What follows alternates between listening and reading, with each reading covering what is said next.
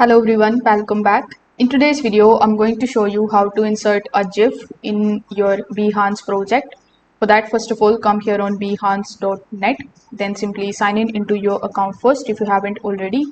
Now over here on the explore page itself, you can just simply hover to the share work section and then click on the option of project. Now over here, you will be landed on the create a new project page where simply click on the option of video and audio, and from your device you just have to select that particular file, which is basically the GIF file.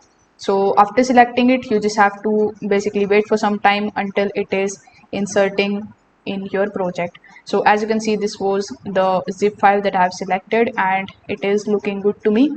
So over here you can also add any titles or add any images if you want to. I'm currently done with this, so I'm just going to simply click on the option of publish.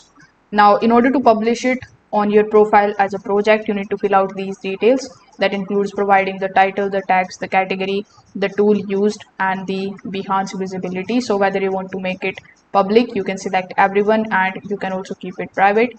After filling out these details, click on the option of publish, and this way you will be able to insert the GIF in Behance, and you will be able to add it on your profile.